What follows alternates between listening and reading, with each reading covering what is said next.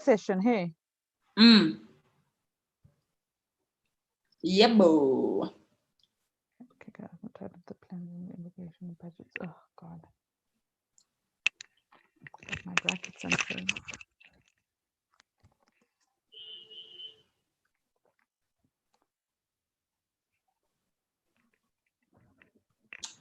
Okay. Soon. And presentation is there. Perfect. So I am broadcasting. We are live. Yes. There we go. I can see that. Need to turn my camera so they don't look at the past people that walk past me.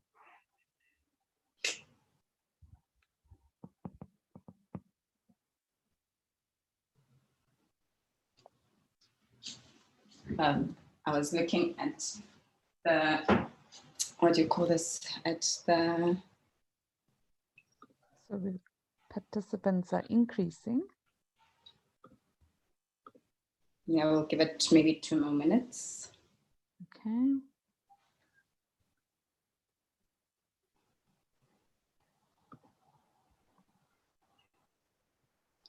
I like your emoji, your face emoji. So cute. Hi, everyone. We're just waiting for a few more people. We'll take another 2 minutes and then we'll start.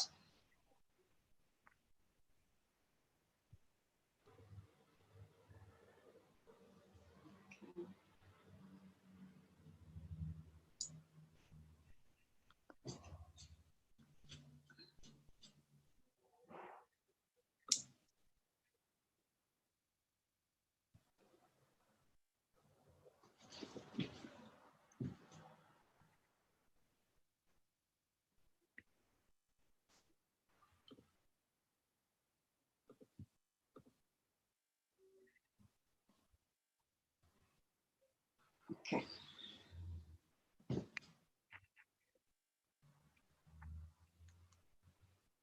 And I need my caffeine.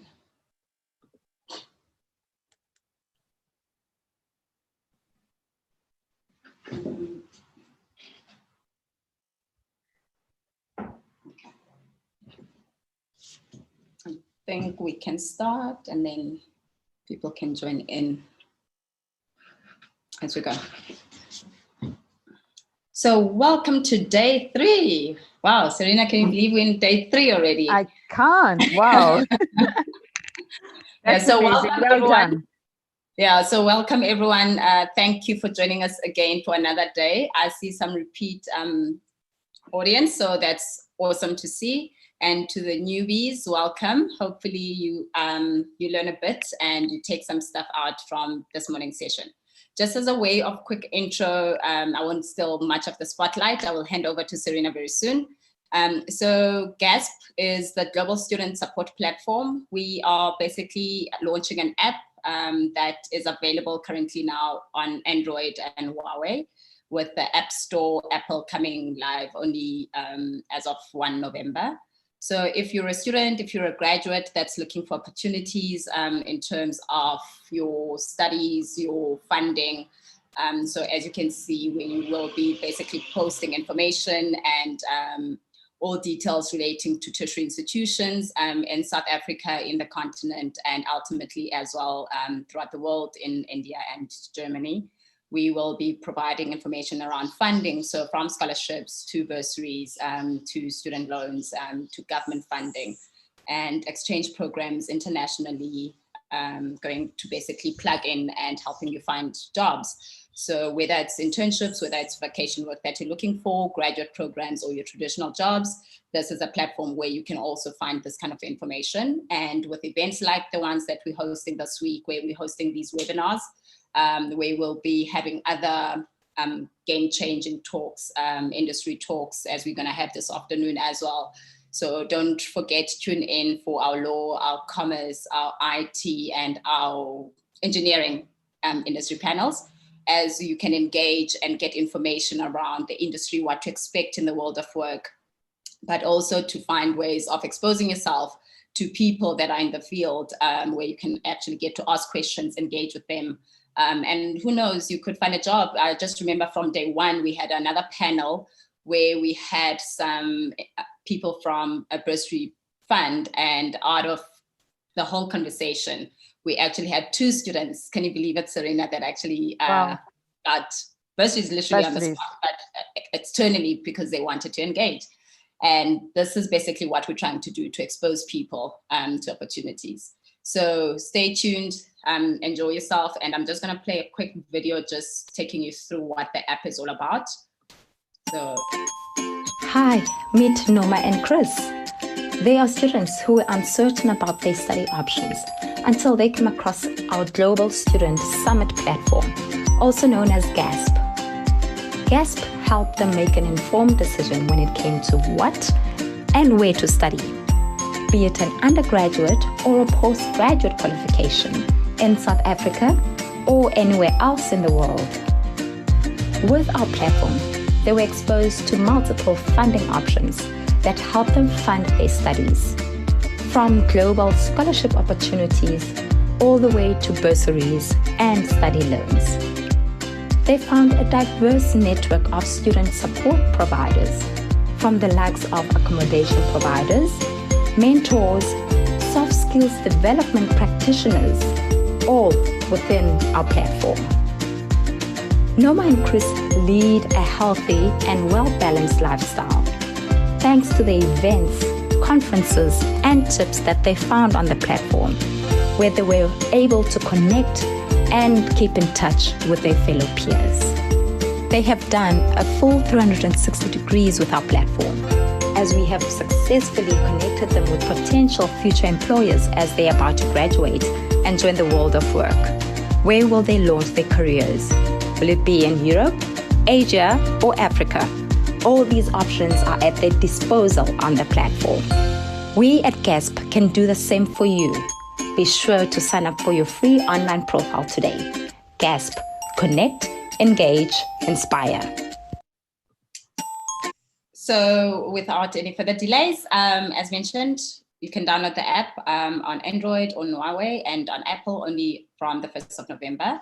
And with that being said, I will hand you over to Serena, who will be taking you through what the future of work looks like and what to expect, and some tips and some techniques that you can basically use for yourself.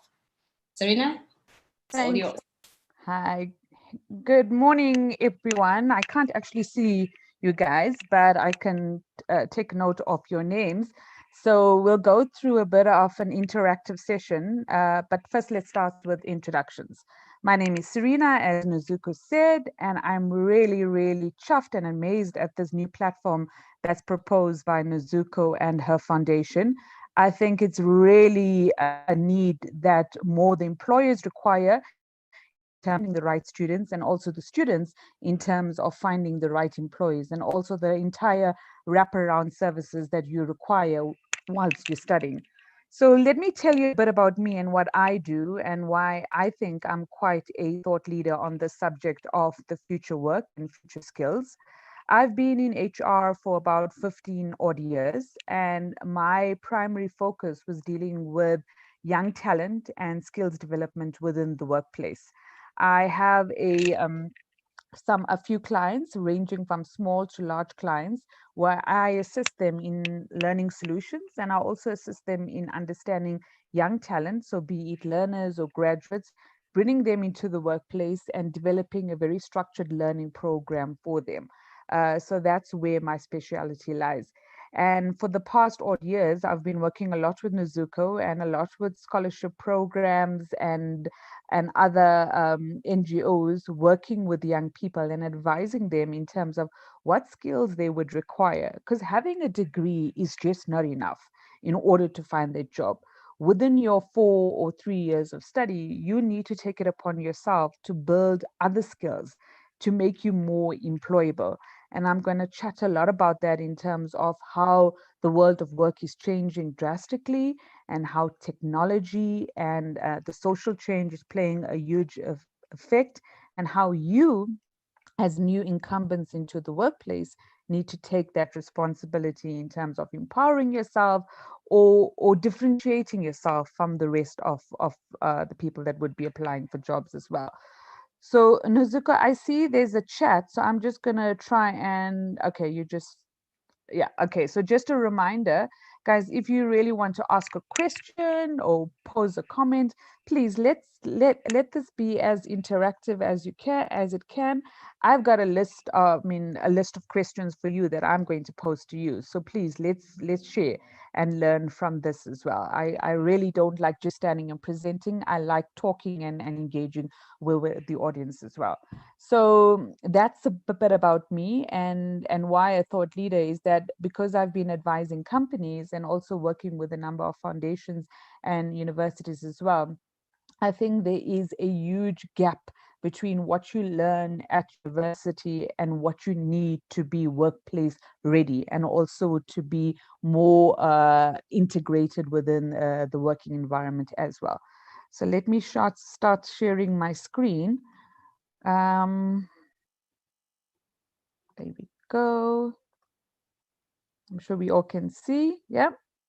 So let's start with the first question to the audience. And please, if you can put it up onto the chat group or under questions and answers, that would be great. So the first question I have for the participants that join us, just from the chat group, if you could state your name and what do you envisage, or what do you think your future job is? So I would love for you to write it out on the chat group. Come on.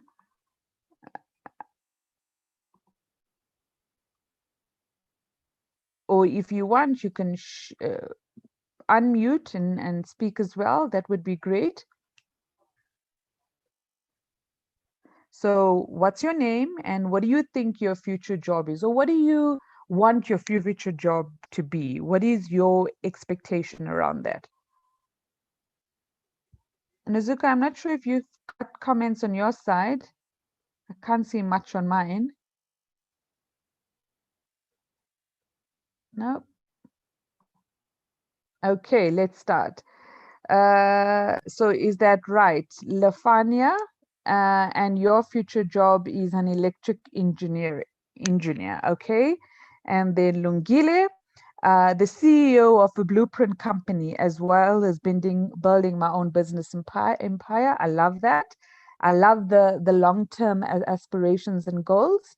Okay, come on, a few more.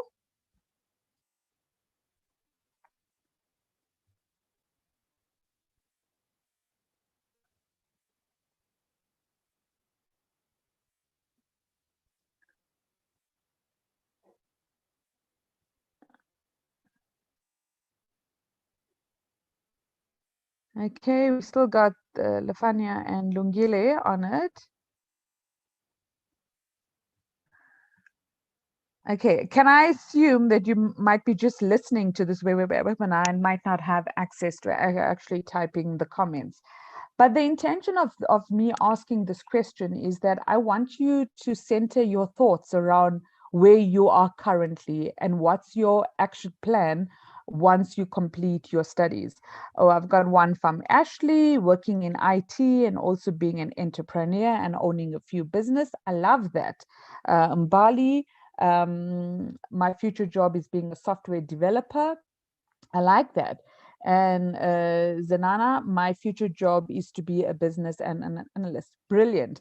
So currently you guys have a frame of thought in mind in terms of where your job, or what's your career aspirations and where your job is going to be, or what you want your job to be. And just from the demographics that I receive from Nozuko, most of you are actually studying either in your first or second or third year or your final year, but you have a sense of where you want to go. So that's quite good in terms of setting the framework and also understanding it, because that's quite important and also helps you in terms of what's your plans. But I want to throw a curveball to you guys now. And hopefully I'm going to ask this question again at the end of the presentation, because what I want to share with you is some exciting developments in terms of how the future world of work is changing and how future careers have now been molded into something new. And in summary, what it states is that in the next 2 or 3 years, they might not, in Bali, you might not be a software developer. Actually, you still could be working in the IT environment, but there could be so many other things that you could be involved in.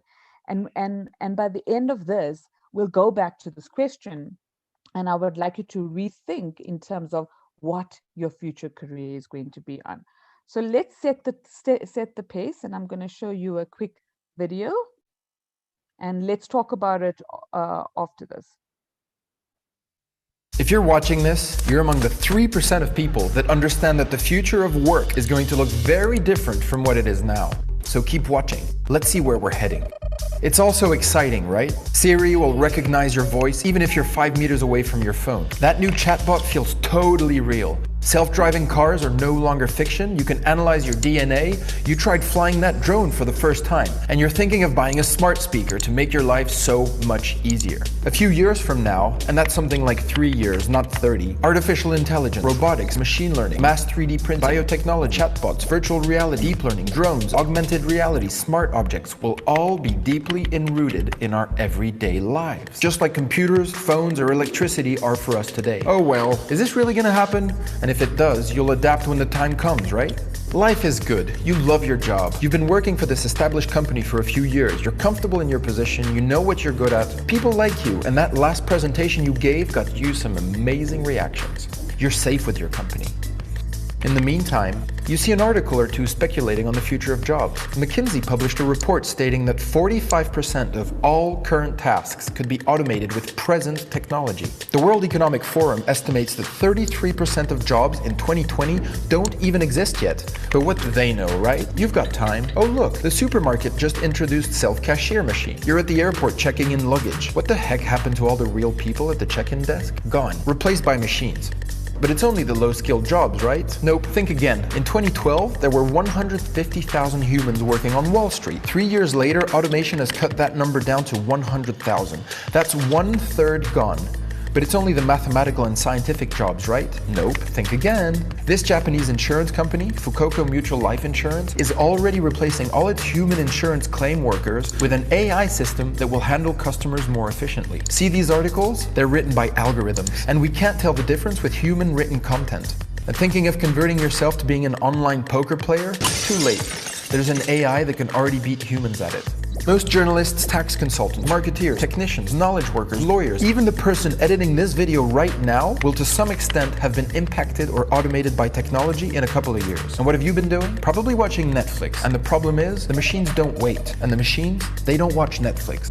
So what are the forces at play here? Basically, there's 10 million developers out there using increasingly simple and cheap technology to build new products and services. Some as young as 12 are already coding the future. Even that safe company you work for is increasingly under outside threat. And it's not just the Google, Amazon, Facebooks, and Apples of the world that I'm talking about. There are now tens of thousands of startups out there eating away at all sorts of jobs. Now, are they creating many jobs in the process? Let's look at some stats. Travel a bunch of years back to when Kodak ruled the world of photography. They were worth $38 billion and employed 140,000 people. That's approximately $270,000 per employee. Our people work with pride to make Kodak a creative and innovative company. Fast forward to recent times, YouTube sold for $1.65 billion with a mere 65 employees. That's $25 million per employee. Instagram, which had 13 employees and was sold for $1 billion. That's $77 million per employee. WhatsApp sold for $19 billion with 55 employees. That's a staggering $345 million per employee. So how is this all possible? Technology has allowed the emergence of what we call exponential organizations. These are exponentially fast-growing companies that leverage technology and require less employees but more tech-savvy ones.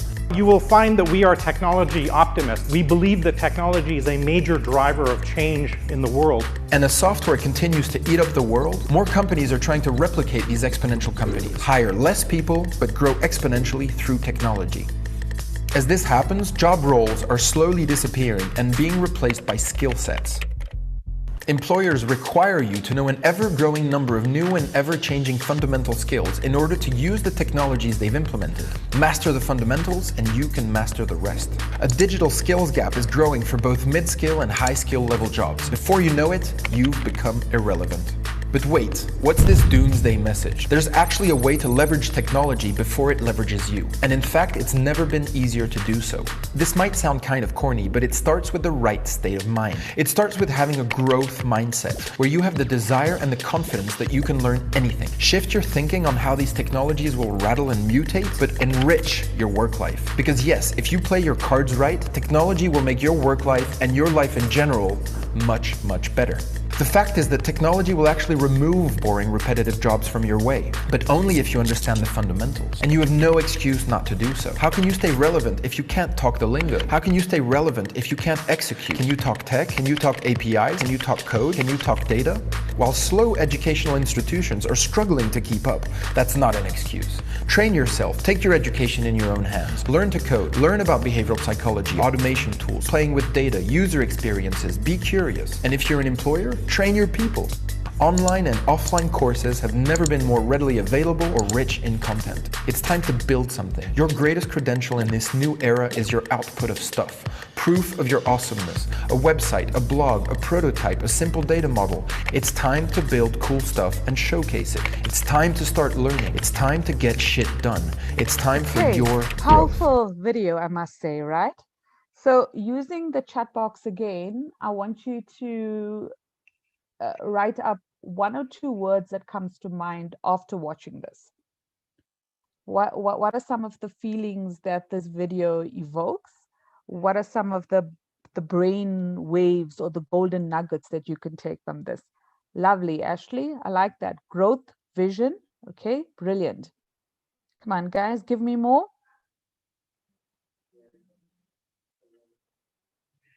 Okay. Fundamentals, yeah. It also speaks about shifting your thinking, being responsible for your own growth and learning. As it says, it's time for your growth. Adaptability and tenacious, absolutely. So you need to be adaptable in terms of the technology out there.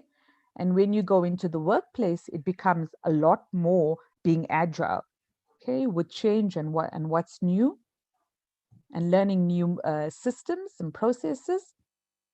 Come on, one more.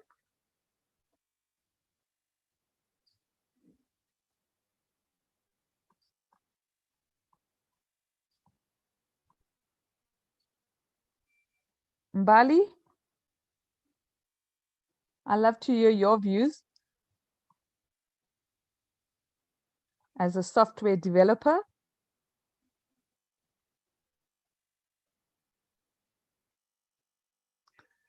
Okay, but in summary, the video makes you think. It opens up your mindset, it creates brainwaves, it gives you golden nuggets in terms of what you need to take.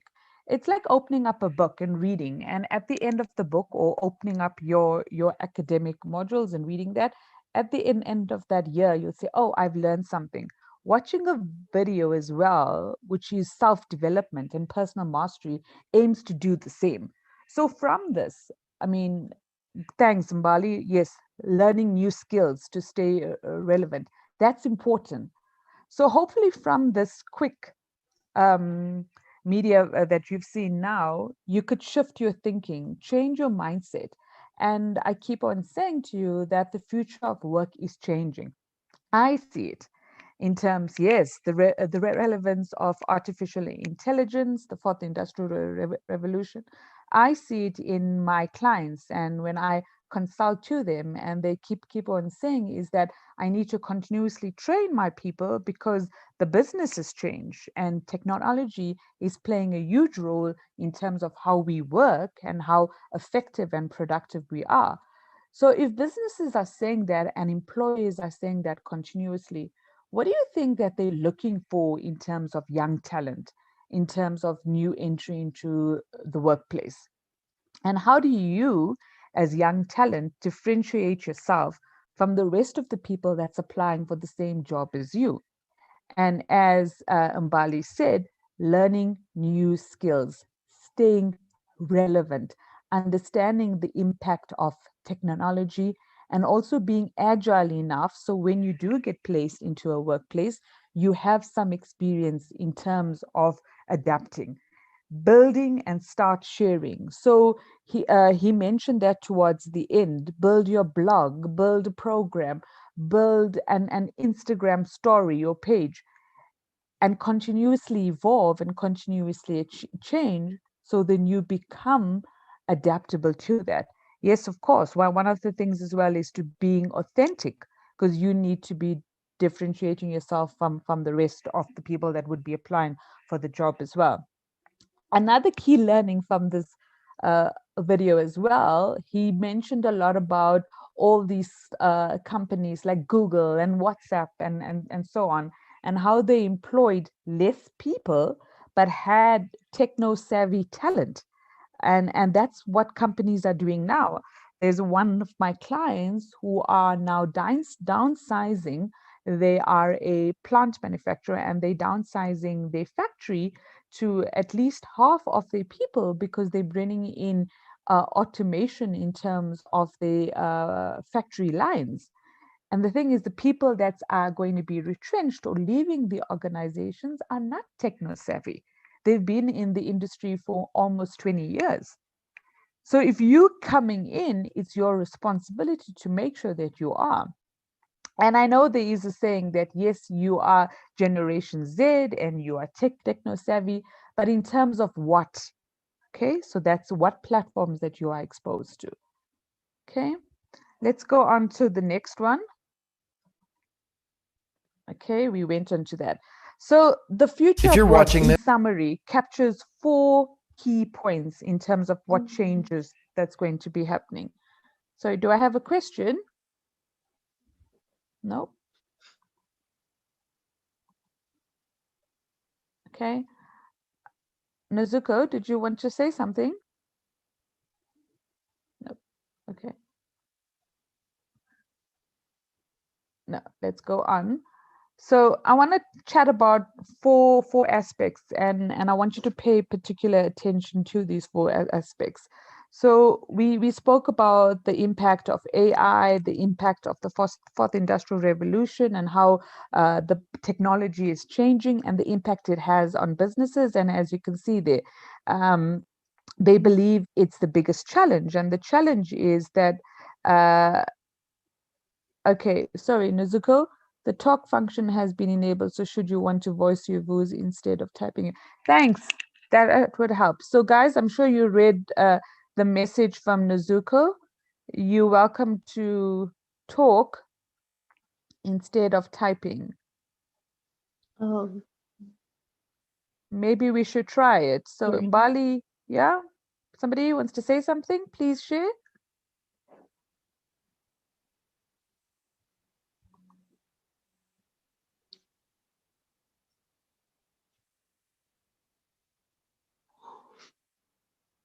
Okay.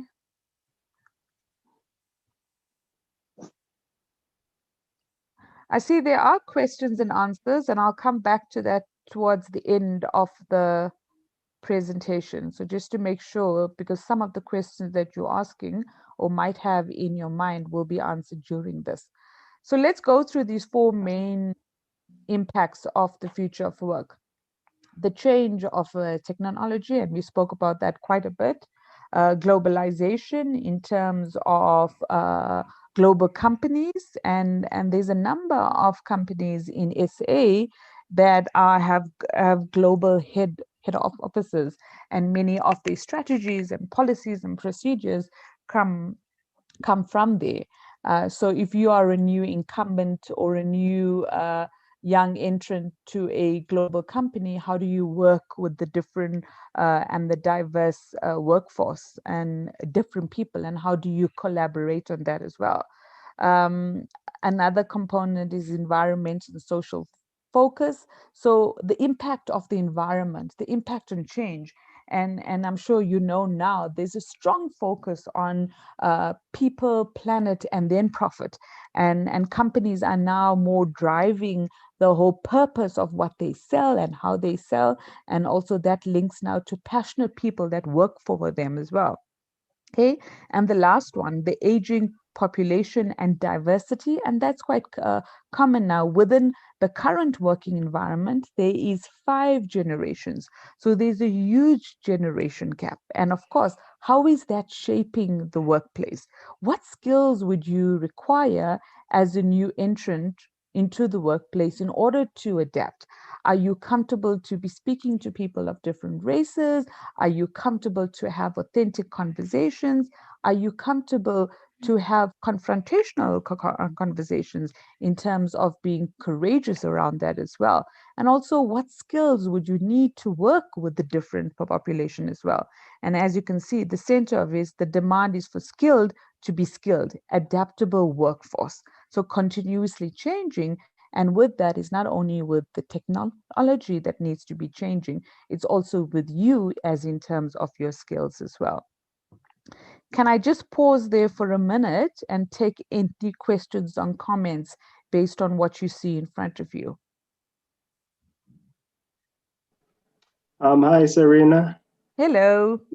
Okay, my name is Lefenia, and okay, like you were talking in terms of globalization. So I think in terms of that, I mean, because let's say like now I'm in South Africa, and then let's say in the next 2 years, because I'm finishing next year, and then I go to work in China. So I think also one thing that I would also have to learn is like the culture, learn the language, so as to integrate with the people, learn such things, and basically some soft skills as well. I think that can help. Absolutely. Yeah, exactly. Okay, Absolutely. sorry, just one more thing. I think you've opened like your chat box, and then we can't see everything there, like on the the Okay. picture there. Yeah, I know that. So I'm going to reduce it because I want to take note of the chat box as Okay, well. okay, Okay. okay. I think that's better. Thank you. Okay, thank you. That's true. I consult to a global company as well, and their head offices are in France. And one of the challenges of the current staff that's working there, there's about 600 odd people. There's only 2 people out of the 600 people that knows how to speak French. And it doesn't become very collaborative, and you don't adapt yourself because in terms of promotions and moving from country to country, the people in SA do not speak the language. Thus, it becomes very hard for them to be mobile. Okay, and as you can see, the second point in terms of globalization is encouraging a mobile workforce. And as you said, if you want to go to China, then you have to learn the language of Mandarin, and you also have to understand the culture because you have to understand how to work with people as well. Okay. Any other comments?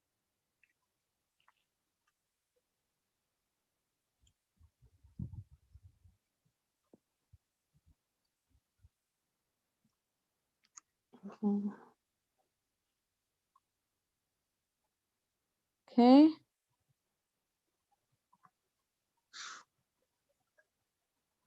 So we spoke about this quite a lot. Technology is a catalyst for change. And of course, why? So we speak about improved lifestyles, and we all note that. I mean, with the last few months being in COVID, technology has completely evolved us in terms of the way we, our personal lifestyle, and of course, the way we work as well. I haven't gone back to the workplace, I think, from the end of March. And even with the clients that I'm dealing with, many of them are still proposing let's connect via Zoom or Teams. So the face-to-face contact is not required. I heard of companies that have completely, stopped renting their businesses and just are now having a flexible working arrangement where they're offering employees to work from home. So overnight, within the first or last week in March and the first few weeks in April, the ordinary worker has now evolved into a digital worker. And the whole COVID pandemic has transformed us in like 7 years into the future, and how we shop, how we meet people, how we speak. There were a lot of house parties being happening as well. So how we engage as well. And it's changed a lot. I mean, I've met companies as well who are now starting something called virtual internships. So if even for you as young graduates entering into the workplace, all that is going to be changing in terms of how the world of work is evolving with this. Okay, so I'm going to pause here again, and I'm going to throw a question now that the voice functionality is on. What has changed for you? Serena, 1 second. Maybe before you go to that, there's a question that has come through. So maybe you can get into that one, and then you can ask that. Under question and answers. Yeah, so what kind of qualities do employers look for in recruiting students with no work experience, and the impact they should have on the company culture? With so much competition in the market, how does one create a successful personal brand? Can I answer this towards the end? Because part of my slide presentation deals with the future skills as well. And perfect. Okay, so we'll park that till the end. Thanks, Nozuko.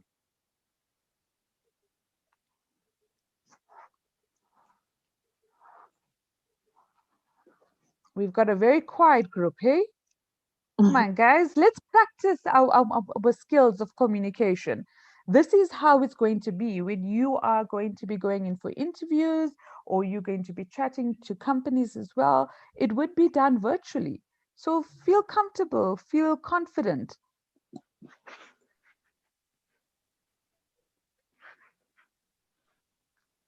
To ask a question.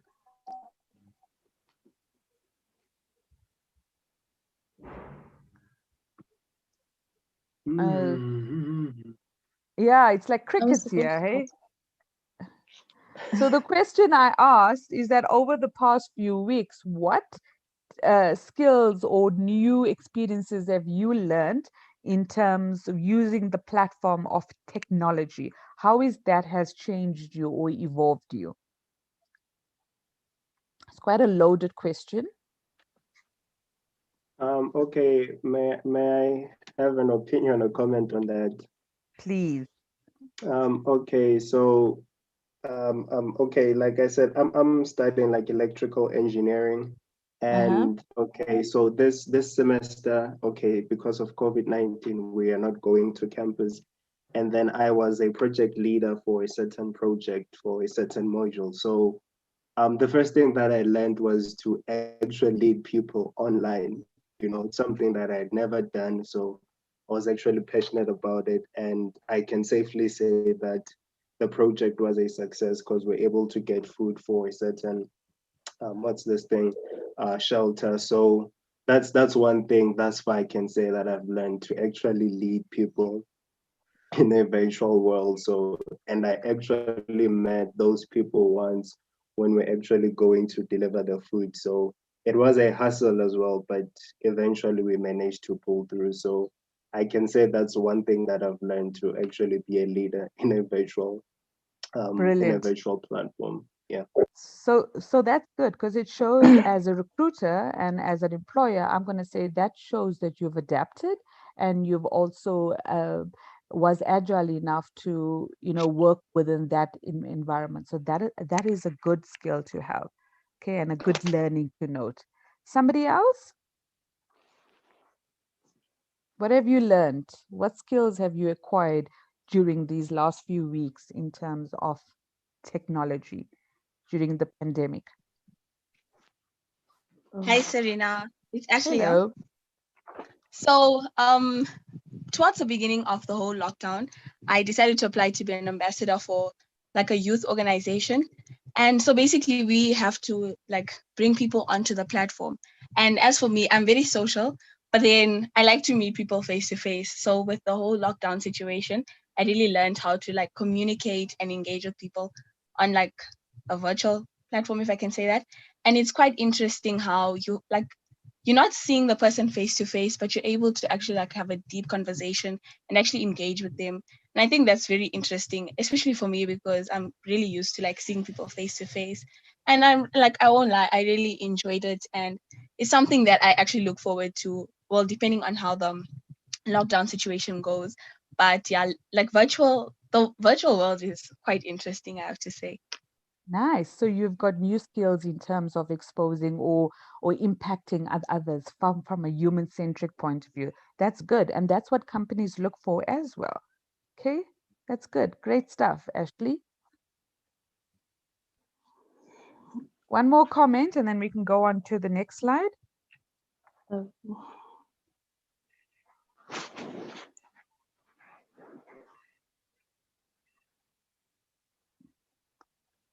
Okay, let's go on. Silence means move on. So the second component of how the future of work is changing is the aging and diverse workforce. So as you can see, and I mentioned, although these are stats from US, but it's similar to us that what we face within our country as well in terms of SA. Within a workforce or within a company, you have different generations. And as you can see, Gen Z, the millennials, Generation X, baby boomers, and of course the silent generation as well. So it's Gen Z and then it's Gen Z. And the thinking around that is that if you are a new incumbent, so I hope I'm going to your question now, Zananda, the thinking around that is that if you are a new entrant into the workforce, are you comfortable enough to deal with the different people in terms of the different race and the different gender and the different sex, and within the organization, how comfortable are you in terms of your communication? How comfortable are you in terms of having open and transparent conversations as well? So that's one skill that you would be required as well. But also understanding that everyone does not work the same as you. So you could be a young entrant and you are very quick and you want to move up the career ladder within the next year or two. And then you have some baby boomers and the silent generation. And of course, the Generation X as well, who have taken like 5 to 10 years. And their role to you should be more of a mentoring and a skills transfer role. And that's something that you need to work with them on, and they need to work with you on as well. So it's understanding that and also networking with people and understanding what you can learn from someone else. And the thinking now that companies are working on is that a leader is not only somebody who is the head of that department or a head of that company. A leader spreads across any individual within the organization.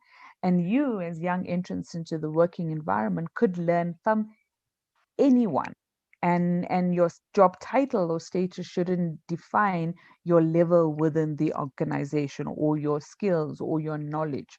Okay, it should be the way you communicate, the way you think, your interpersonal skills. And companies are a lot on focusing on that. So I'm not sure how many of you have started going for interviews or started chatting to employees as well. And you would see, or if you have, you will notice that one or two questions that they do ask you is about your interpersonal skills. So they want to find out more in terms of how you communicate, how you deal with different genders and different race and different sex, with the sole purpose that they want to understand whether you will adapt and fit into the organization and into the culture, because of how the workforce is changing in terms of the diverse groups and of course the aging population as well. Okay, please stop me if you have a question.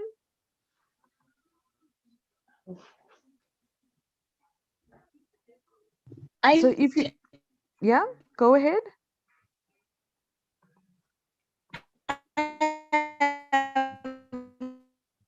A question. Ashley?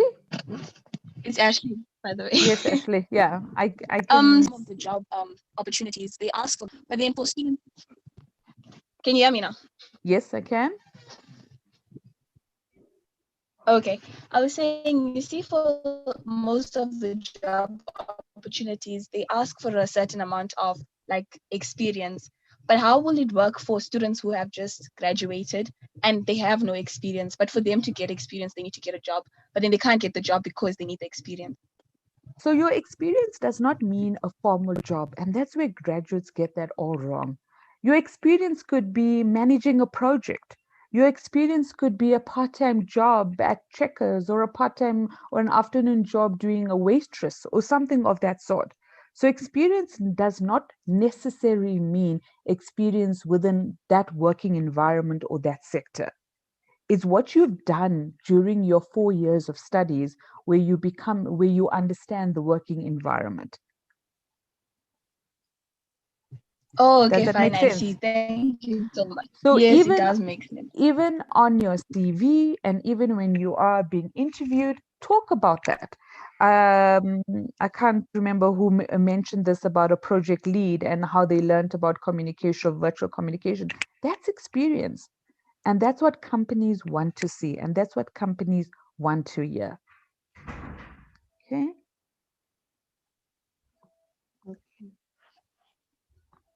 Okay, the next slide I chatted about being a global worker.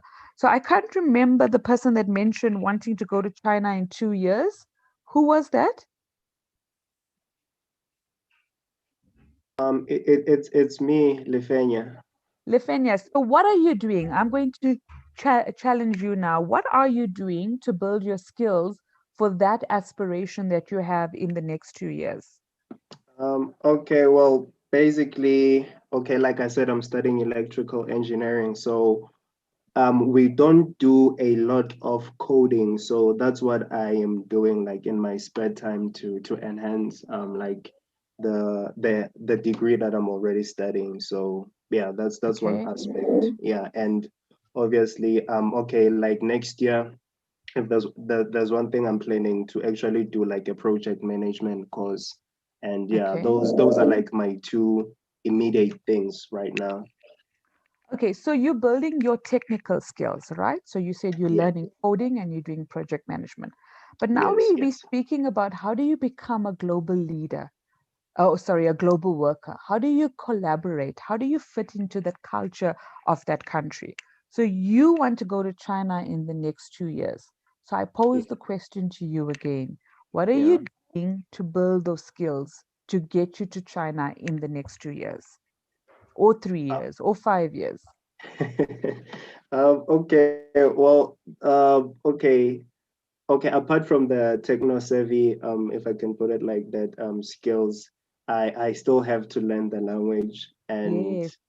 one thing that's beautiful is that our university offers like free course. Yeah, it's literally free. So it's one thing that I'll be taking in the second half of next year. So Brilliant. that's one thing. And then I've been like also engaging with, okay, I probably won't mention the company, but then yeah, it's one thing that I've been like engaging with them. So yeah, it's still in its like in its infancy, but then yeah, it's still going well. Yeah, And that's one I thing. challenge you, I want you to take up that course of Mandarin. Learn Yeah, the language. yeah, Get yourself prepared. If you have aspirations of moving or becoming a global worker or wanting to travel, learn at least another language that makes you fit in, and it becomes easier for your employer to take you on because you have something of a skill. So it's not only the technical abilities, it's not only the academic qualification they look for. They also look at your behavior and they also look at your skills that you have. yeah. Okay. Okay. Thank you, Serena. Okay. And maybe watch a lot of Korean and movies on Netflix. That could help you understand the culture a bit and Is pronounce it? food names, or China, or yeah, or Yeah. wherever you want to go. There's Okay. so much out there. I mean, Google and the different platforms we have, Netflix and Udemy and Skillshare. There's so many learning platforms. Even if your university doesn't offer that to you, there's so many platforms that's free and readily available to empower yourself. Remember, the first video that I played says Yeah. shift your thinking. Stay Exactly. Yeah. relevant. Mhm. Build your expertise, and do not only focus on your technical and your academic. Okay, Okay. Thank there's you. lots Thank more you to very much, that. sir. Yeah. Thank you. Okay, can I go on to the next slide if there's no more questions or comments? Okay, so this isn't a question, but it's Yeah. just a comment. For I forgot your name, Lifenya, I think. You must get the app Duolingo. You can learn languages there, and it's very it makes it very exciting. So you must get that app. And then for your coding, you can also get Solo Learn because they have a variety of languages you can learn. There you go. Thank you for sharing. Okay. In Thank you. coding terms there. Yeah. It's a Okay. I pleasure. don't know who that is, but thank you very much. Ashley. It's actually Oh, thank you, Ashley. Thank you very much. pleasure. So the important note in terms of being a global worker is that more and more businesses are operating globally. And what they need is that they want teams that understand the culture and the geographical spaces that people are in as well. So if you want to be a global worker, you need to interconnect with the world at large, not only China, with other countries as well, and understand what works in their country, their politics, their culture, their geographic, and that helps you become more adaptable and helps you become more employable. Okay. The worst part is that you don't want to go to a country and don't know the language and then you struggle because you're not happy. Okay. You have to make the attempt, shift your thinking. I'm going to continuously say that. Okay, let's go on to the next one. Purpose. Can you guys see this? Because I'm not sure if my purpose-driven workforce. So I chatted to you about a company that I consult in, and it's quite a big dairy company. So I'm going to mention the name. It's actually Danone, and the company deals a lot with driving a purposed organization, and they changed their whole vision and mission over the last 3 years. And what they're saying or what they're selling now is not their yogurt. They're selling people a healthy lifestyle and healthy choices. And their tagline is that people choose food, or people choose by the food that they eat. So their purpose, their sole mission of their business is to sell healthier food and contribute to a healthier you, and of course, a healthier planet and a healthier future. So many companies are working around environmental and social change as well. So the question now I pose to you as well, which of you, in terms of wanting an employer of choice, will be driven to work for a company like this? So from being a software developer to an electric engineer, or opening up your own business as well. Have you given that thought in terms of the company that you want to work for? Is this a profit-driven company or a purposeful company in terms of what they want to achieve? I'm throwing it out to you guys. Comments? So I'm sure you haven't given that thought, but please do.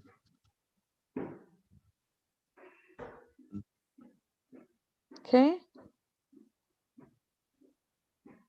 So being ethical and authentic employers, and many employees or workforce look positively towards companies who drive a purpose of their business, and a drive a purpose in terms of how they run their workforce as well. Okay. Let's go on. Workforce of tomorrow. So this, in a snapshot and in a summary, as you can see, the source is the World Economic Forum and a combination of other collaboratives as well. I'm just going to close this panel so you can see it. 91% say technology influences their job choice. Okay. So for those people who mentioned that their future job is wanting to be entrepreneurs and start their own business and so forth, have you given thought of what business? does technology play a role in that business that you want to start? Okay, 51% will be freelancing. Yes, we're going into a free economy, into a gig economy, and the workforce of tomorrow is going to be 51% of economically active people would be freelancing. So they'll be involved in short-term assignments or projects. 80% of them want to work with cutting edge technology. And as I mentioned, I work with various companies. And what frustrates me mostly is that if I go into a client and they're very techno advanced in terms of their systems and processes, and they use technology to work better and faster. And then I go to another company where they're still printing paper, and they're still very backward in terms of using technology to advance their business. So that frustrates me in terms of work, and I'm sure you would learn that as well once you start your working experience, that you would want to move jobs because you want to work with companies that's more techno agile and techno savvy. The other one is 90% of them choose to prefer to choose their work location. So I'm a consultant, and my best work is done in coffee shops. I love that. I love sitting in Seattle, especially where there's free Wi-Fi, and I can just work and produce stuff, and it's just the environment that I am in. So I don't need an office, and I don't need an admin support. It's very, very much independent work. And you can see that many, when you go to these shops and places of virtual offices, or sorry, coffee shop of offices, you will see a lot of young people and the older generation working there as well. And the last one, 65% of children in primary school today will work in jobs that don't exist. And this is a key one. Jobs are changing. They're evolving every 2 to 3 years. Every organization that I've been to have org structure or restructure that takes place every 2 to 3 years. And what they do is that they change the job title. They take a combination of 2 to 3 jobs and merge it into one job. And they change it because technology is advancing to an extent where people are now saying we don't need a filing clerk. We need somebody who can work on a system and do an archive sort of a web-based tool, and that could help. So that holds true to its point that 65% of children in primary school today will work in jobs that don't exist. Comments on this slide?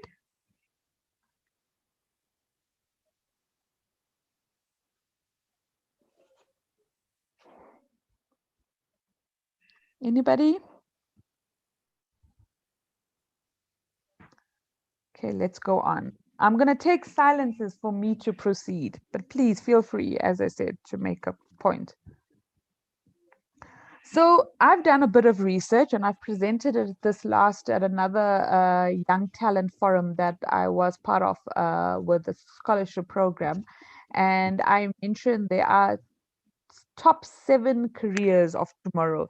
And this is what's being proposed by the World Economic Forum. So in no order of priority, but this is what it says. So within the healthcare environment, the aging population will put healthcare workers such as doctors, nurses,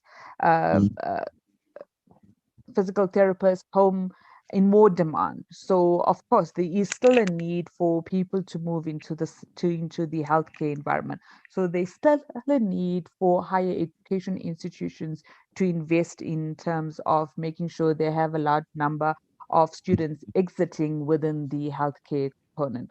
Of course, career 2, information technology. So of course, data scientists, data administrators, cyber network security is becoming a huge thing. I know of friends who have actually moved abroad to global companies and are now assisting in terms of cybersecurities and things within the technology environment.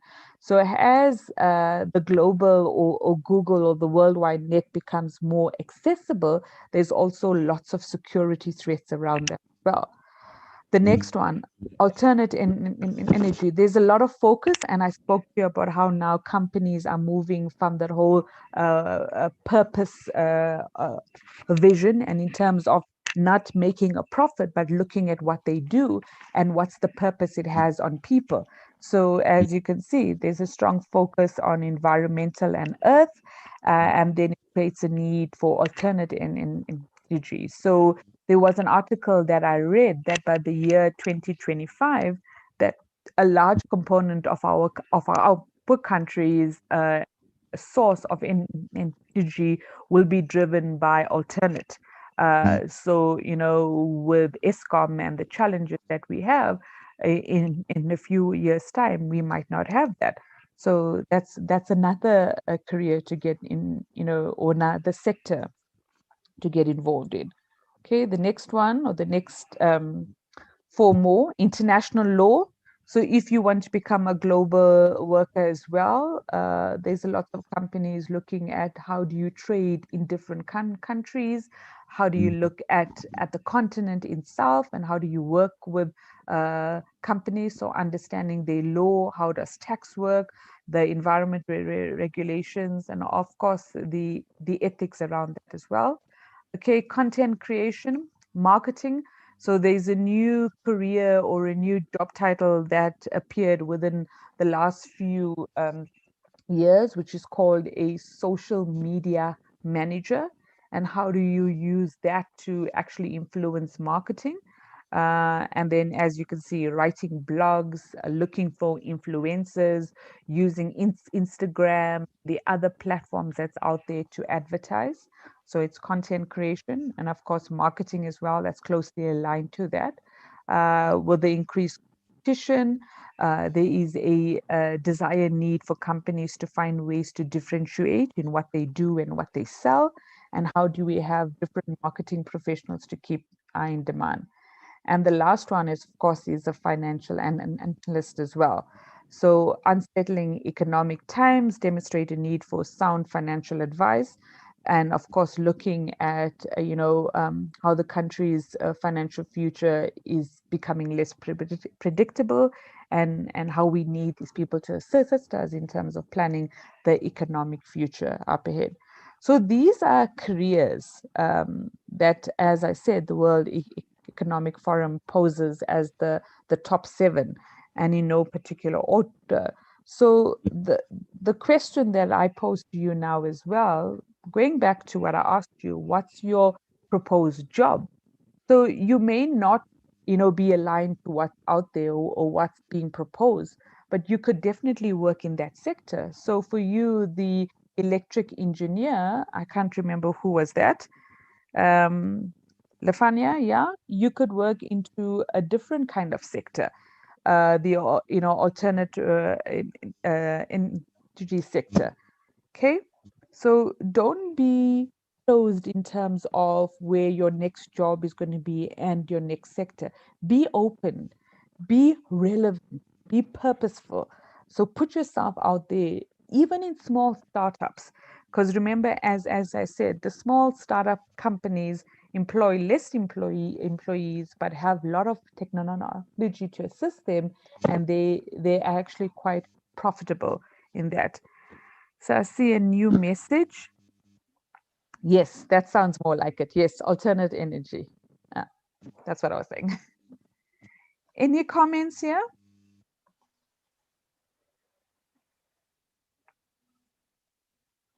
Okay, can I go on? Sure how I'm doing for time. So if you want a job in 2025, and I know a few of you said that you will be graduating next year, so that's 2021. So let's take the target of 2025. I'm going to play you a video, and then we're going to talk about it as well. So pay attention, please.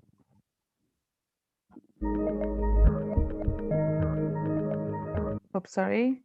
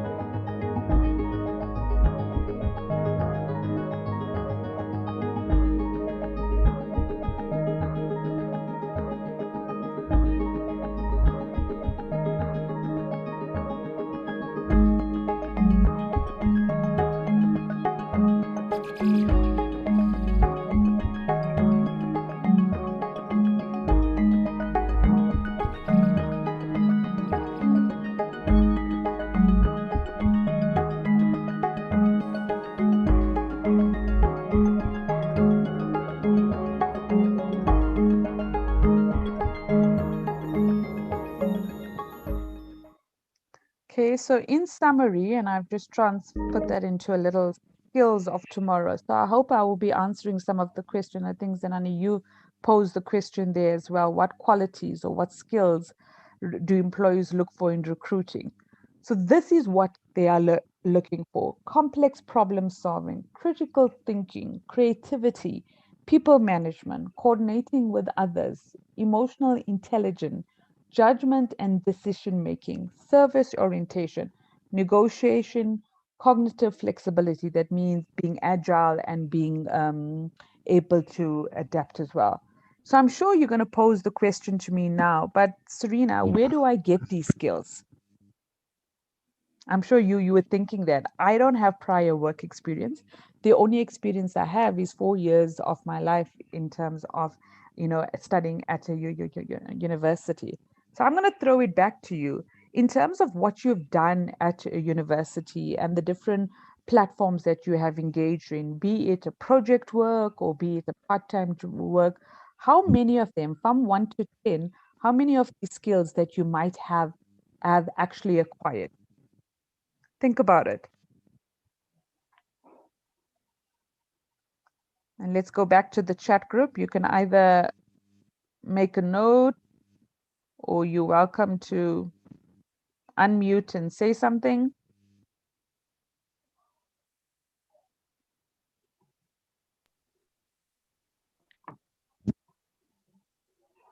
Okay, I'd like to go. Yeah, please do. Okay, I can say I've learned people management, even though I still want to grow that, and then critical thinking as well as creativity. Okay. Yeah, if there's one thing I actually want to learn as well, it's emotional intelligence. So yeah, that one I know I'm lacking. I'm way off. Yeah. So But yeah. of course, that will come with work experience as well, and working with different people and understanding your kind of own, emotions. So let's go back to people management and creativity. So I help companies do a lot of interviews, especially for young talent. And then the one question that we ask them is always is that if creativity is a skill that we need in our business, tell me about your experience that you might have had during your university that you have now worked on building that skills. So just be prepared that they might ask you to substantiate why you say you have that skill. Oh, okay. Thank you. Okay. Yeah. So people management is quite easy. So you could say that you managed a project when you was at university, or you had a part-time job and you assisted the manager in managing the team in some way. Okay. Okay. Yeah. Then, Thank you. Zanana, I see you've got a question. Let me just read it and I can answer it. Okay, so you can't seem to find the voice recording button.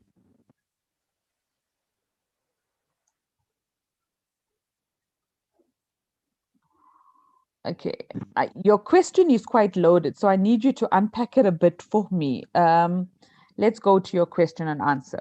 What kind of qualities do employees look for in recruiting students who have no work experience and the impact they should have on the company culture? So if I'm speaking about what is the workforce looking at in terms of aging and diversity, so what qualities they look for? They look for interpersonal skills. They look for good communication skills. They look for the top 10 skills that's mentioned here. Okay.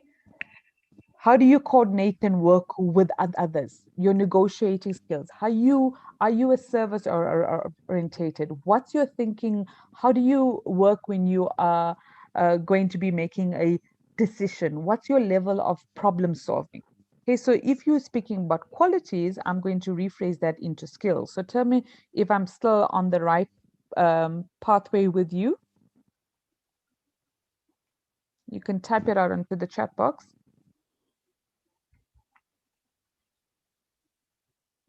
And then you go on to ask, there's so much of competition in the market. How does one create a successful personal brand?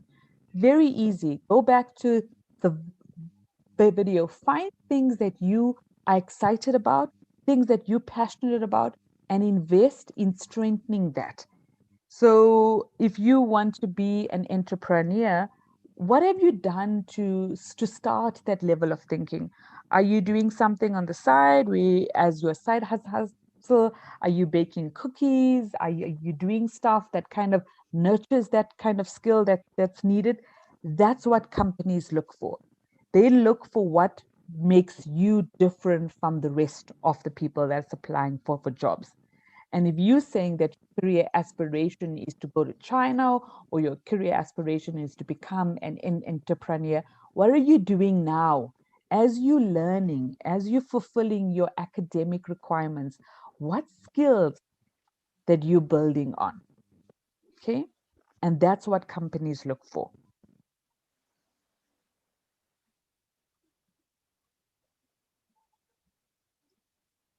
I think maybe if you could write on the chat box, if you've got more questions.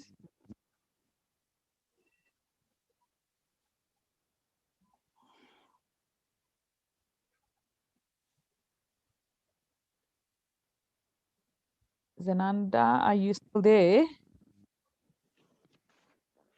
Okay. So within a workplace, there's lots of change. It continuously happens in terms of people, because there's diverse people, diverse groups, values and beliefs are different as well. So the thinking around it, and what the reports are saying from the World Economic Forum, is that the future skills would not only be technical. It'll be more focused towards critical thinking, interpersonal skills, and leadership skills. Okay, there's a growing need for soft and interpersonal skills. Machines will take over the technical tasks, but employers are now placing a huge value on what is uniquely human skills. Okay, and that now creates a shift. And you, as young entrants, you need to now look at what's going to build your skills in terms of being more adaptable within the workplace. Do structured courses help in developing soft skills? And that's a big no.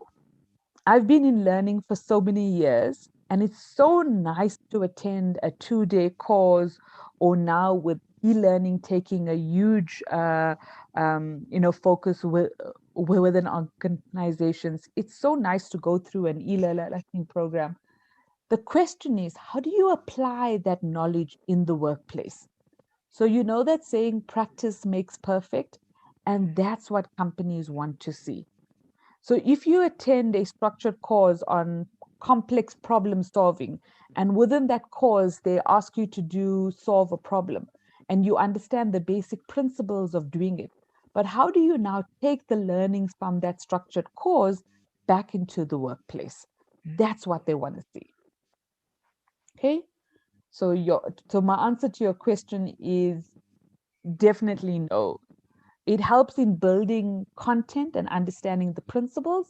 Like for you, learning engineering 101 or mechanical or whatever courses that you do, it just gives you theory component.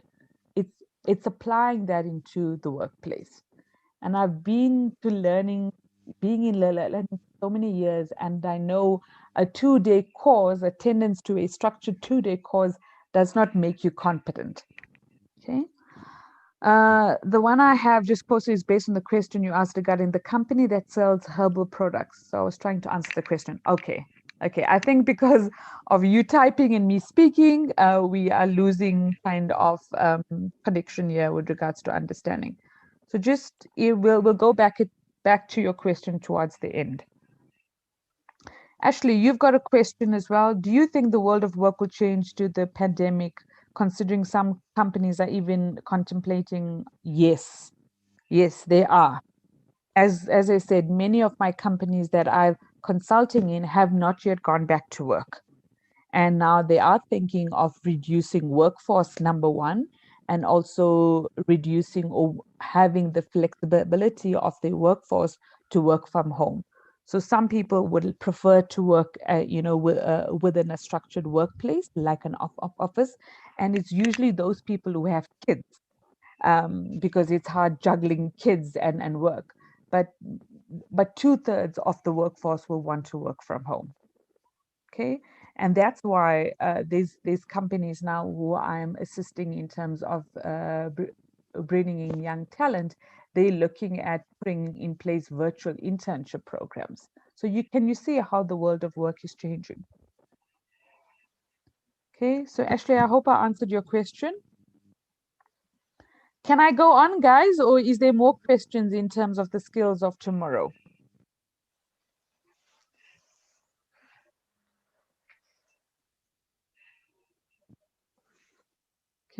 Okay, please go on. Thank you for those who are very interactive. So I'm going to try and close my chat box as well. So this is basically just a very detailed, and if you've got your phone on, just take a picture of the slide as well, if you can. And it speaks about the different types of skills that it is. So it goes into a much, I'm unpacking it much further in terms of what is problem solving, to problem solve through collaborative networks. Yeah, it's just a nice kind of summary I found on the net about future skills.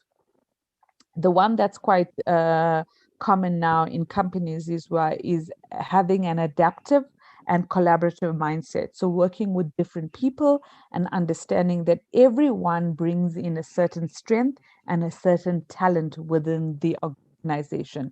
So a lot of bringing together details from many sources. So synthesizing skills, okay? And connecting with people. Let's go on. I'm sure you guys have watched a lot of videos by Simon Sinek, but this is a brilliant one, and I thought I'll play it in as well. So pay attention. One of the big struggles that this young generation, Gen Y and Gen Z, are struggling with is they're ill-equipped with the skills required for being a successful human being. And what I mean by that is so much of their relationships exist online. So much of their communication exists over text or direct message that there's a generation, unfortunately, there are too many of them who literally aren't learning the skills of how to talk to people. I heard a story of somebody who, they have a 14-year-old who when the doorbell rings, they can't answer the door because they're too scared to talk to the stranger. Well, it sounds funny when you're a 14-year-old, but that's going to hurt when you're older. The ability to form deep, meaningful relationships, the ability to have difficult conversations. Too many kids these days, if they want to break up with their girlfriend or boyfriend, they just ghost them. They could have been dating for months.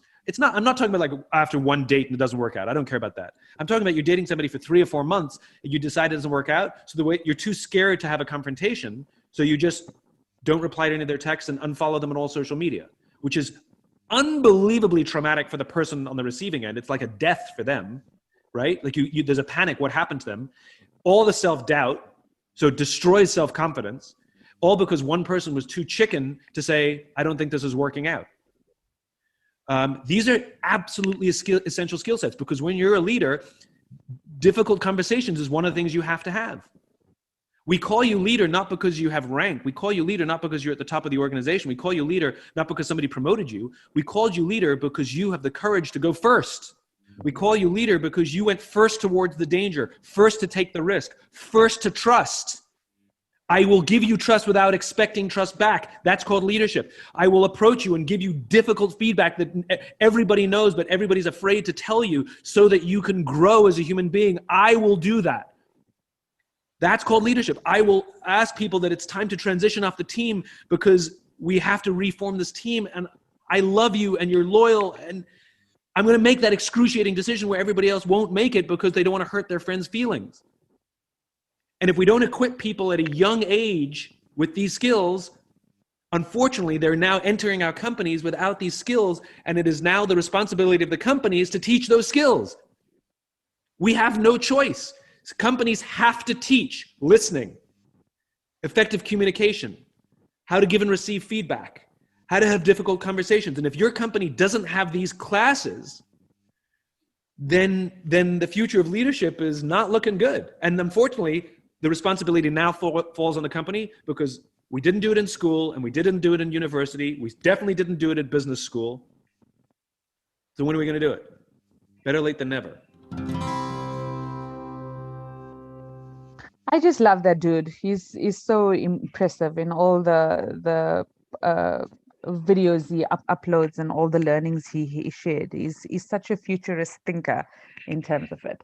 But I played that when he started to talk about young people and how the skills that you learn now and the experiences that you have now is building you for the future. And so that takes me almost towards the end. So what does this mean? And young people need skills and experience for jobs for the future, not the past. Okay, so we speak about how you need to be techno savvy. You need to learn new platforms, understand how things work, be open to new processes and new things. Okay. And also occupations, entry-level jobs for young people are disappearing, and they are. I mentioned to you, there's one of my clients that is now doing restructuring, and they've taken 2 or 3 of current jobs and merged it into one. So you need to now say, how do I build on my skills to make me more employable? So not having that one mindset, that one perspective. Think big, think diverse. Make yourself open to learning new things, learning new skills, okay? And moving into the future of work.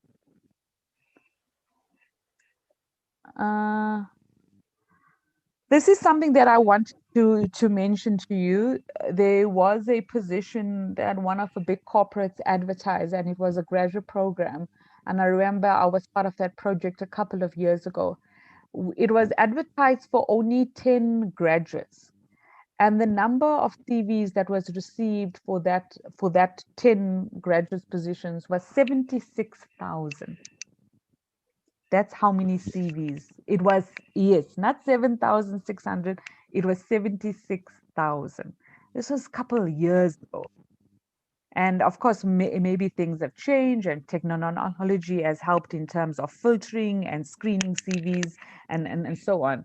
But the intention of me saying that story to you is that for every job that's out there, a recruiter or an employer is going to receive 1,000 CVs.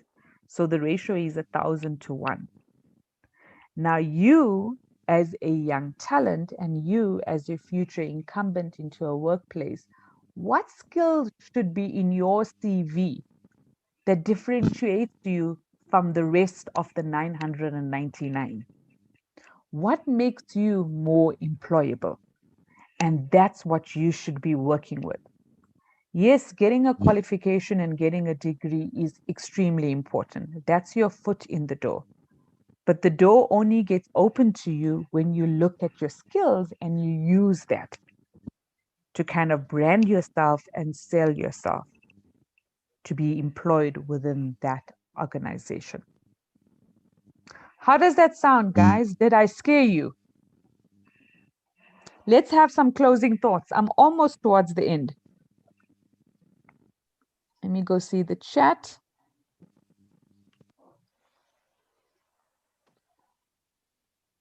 Okay, that video was powerful. Okay, personally, yeah, I think I just got scared a bit. Yeah, but wow, okay. But this is not meant to scare, this is meant to empower you, right? So you're gonna leave here. You're gonna leave here and say, okay, Serena said some wise words.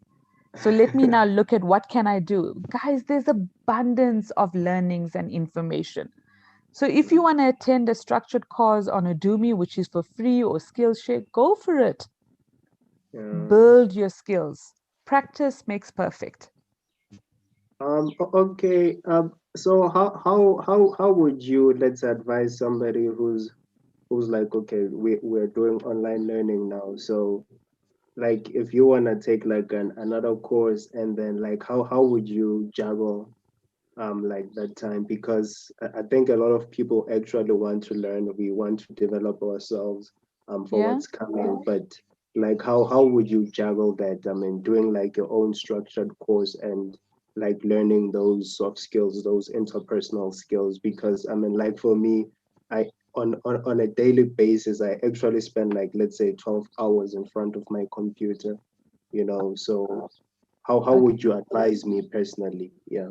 So, firstly, you need to change the narrative here. You do not Yeah. learn things only by attending a course or going into a classroom or reading a book. There's so many different ways of learning.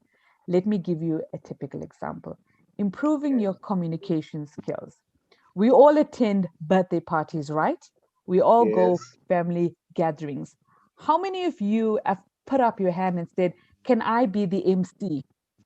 or "Can I say a few words?" Yes. Yes. That's true. Uh-huh. So when you do that and you start becoming confident, you're building your skills. And you don't have to attend a classroom to learn how to present or communicate. And while you're doing it, you're learning how to engage with people. Okay, so Yes. first Yes, Serena. change the narrative. Join your church groups, your forums, start a soccer team. Do things you do not only learn in the classroom. There's so Okay. many other platforms that you can work in. Take a birthday party. At the next party, you're going to be the MC. Okay. Improve your communication skills. Yeah. Yeah. Okay. Okay. Thank you. Thank you, Serena. Okay. Yes. Work. Actually, that's so true. Work on your CV. You have to make your CV stand out. And what do companies look for? They look for your experiences and not prior jobs. What have you done within your community, within the university platform? What forums are you part of? Okay. How does that feed into your future job and your future career aspiration? How does that feed into your purpose, your passion? That's what you need to be doing. Okay, I've got one more video because I love videos. As I said, they're the way to learn these days and share.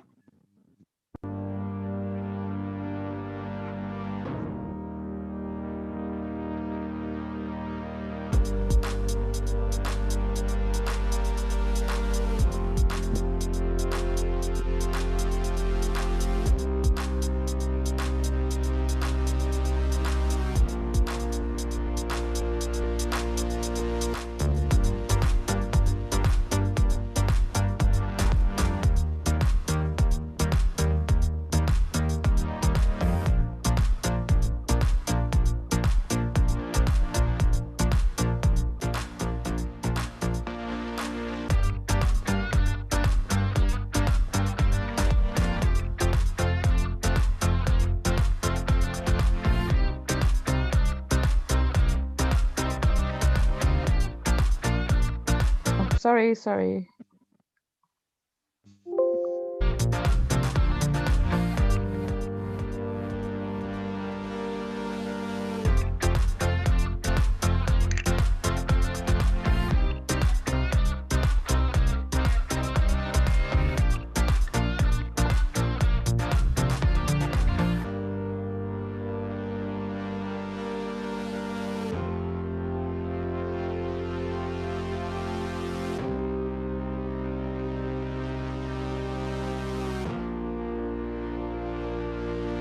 Okay, I'm just going to stop it there.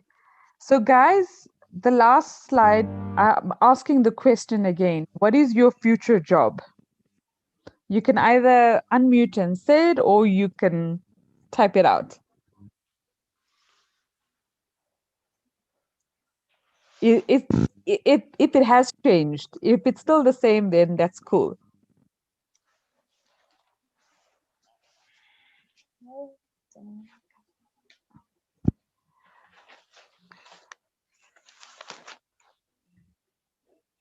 Still the same. Okay. Okay. I think that's it from me. Are there questions or comments or things you would like to ask me? about your CV.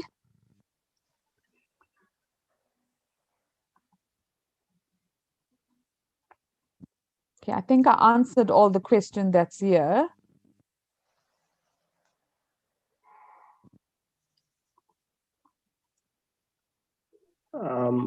Personally, I'm just grateful for the webinar. So yeah, thank you, Serena, and the team as well. So yeah, I've just learned a lot, and yeah, thank you. Okay, brilliant. Okay. So Zenana, your future job is to become a techno business analyst. You see how that job title is going to change?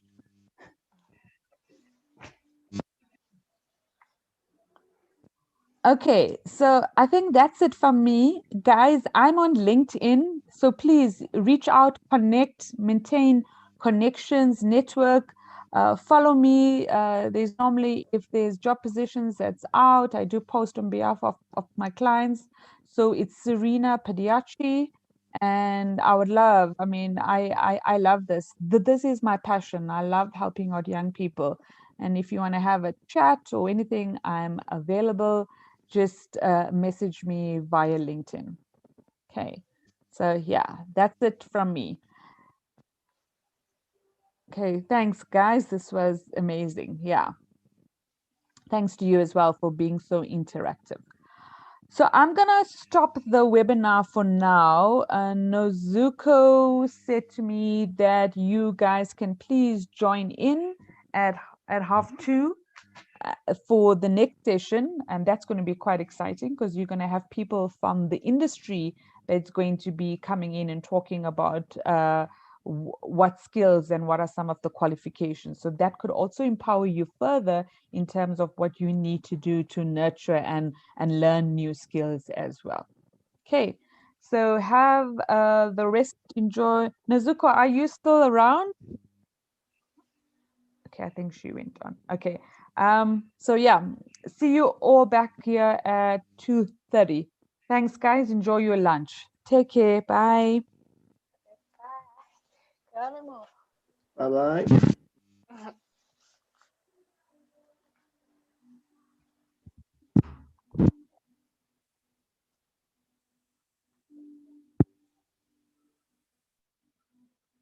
Have to